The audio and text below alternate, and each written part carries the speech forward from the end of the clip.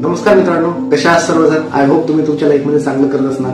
पण आपल्या दैनंदिन आयुष्यामध्ये काम करत असताना, डे टू डे ऍक्टिव्हिटीज करत असताना, ऑफिसमध्ये तुमचे गुडघे कधी ना कधी तर दुखतच असतील. तुमचे दुखत नसतील तर तुमच्या मित्रांचे किंवा तुमच्या मित्रमैत्रिणीचे, कुटुंबातील व्यक्तीचे दुखत असतील तर नक्की त्यांना हा व्हिडिओ शेअर करा. आज मी तुम्हाला गुडघ्याच्या 5 प्रूव्हन हॅक सांगणार आहे, ज्या तुम्ही जर यूज केले तर तुमचे गुडघेदुखी बऱ्यापैकी किंवा कायम स्वरूपी बंद होऊ शकते. गुडघेदुखी कमी करण्याचा सगळ्यात सोपा आणि सगळ्यात चांगला मार्ग म्हणजे जेव्हा तुम्ही घराच्या बाहेर निघणार चालायला फिरायला तर त्यावेळेला पायामध्ये एक चांगल्या दर्जाचा कम्फर्टेबल शूज यूज करा. पायामध्ये चांगला कम्फर्टेबल शूज हा तुमची गुडघेदुखी बऱ्यापैकी कमी करू शकतो. चांगला कम्फर्टेबल शूज तुमच्या अँकल जॉईंटला चांगल्या प्रकारची एक अलाइनमेंट देतो. त्याच्यामुळे ग्राउंड रिएक्शन फोर्स जो असतो तो गुडघ्यावर कमी पडतो किंबहुना त्याने गुडघ्याची झीज ही फार कमी प्रमाणात होते. नंबर 2, आता जर तुमचे गुडघे दुखत असतील तर करायचं काय? म्हणजे बर्फाने शेकायचं की गरमाने शेकायचं? हा एक खूप मोठा संभ्रम आहे. पण मित्रांनो, मी माझ्या प्रॅक्टिस वरून तुम्हाला सांगू शकतो की जर तुमचे गुडघे दुखत असतील तर सर्वप्रथम गुडघ्यावर बर्फाचा शेक द्या.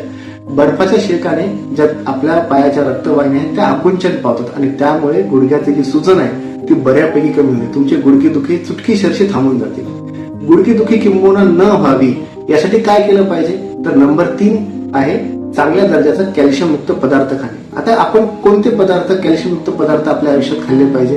तर याचे 2 प्रकार आहेत. जे लोक व्हेजिटेरियन आहेत त्या लोकांसाठी सगळ्यात सर्वोत्तम पर्याय आहे ते म्हणजे मोरिंगाच्या शेंगा. मोरिंगाच्या शेंगा तुम्ही भाजीमध्ये यूज करू शकता, तुम्ही त्याचा ज्यूस बनवू शकता किंवा तुम्ही ते तसेही फ्राय करून खाऊ शकता. सगळ्यात चांगला आणखी एक उपाय म्हणजे नाचणीचं पीठ. नाचणीच्या पिठामध्ये 1 ग्लास दुधापेक्षा 5 पट जास्त कॅल्शियम असते. 100 ग्राम नाचणीच्या पिठामधून तुमच्या शरीराला लागणारं बऱ्यापैकी कॅल्शियम रिकव्हर होऊन जाते.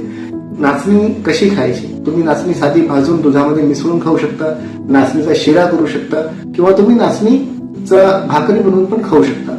त्यानंतर मित्रांनो, जे लोक नॉनव्हेज प्रिफर करतात त्यांच्यासाठी चिकन सूप आहे, मटन सूप आहे, अंडे आहेत. डेली बेसिसवर अंडे खाल्ल्याने तुम्हाला 20 इसेन्शियल अमिनो ऍसिड्स तर मिळतातच, पण त्याबरोबर जी आपली कॅल्शियमची रिक्वायरमेंट आहे तीही चांगल्या पद्धतीने पूर्ण होते.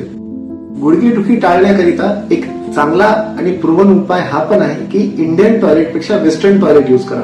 इंडियन टॉयलेटमध्ये बसल्यानंतर आपला जो बॉडी वेट आहे त्याच्या 4 पट जास्त बॉडी वेट हे आपल्या गुडघ्यावर येते आणि परिणामी हे गुडघ्याची झीज वाढवते.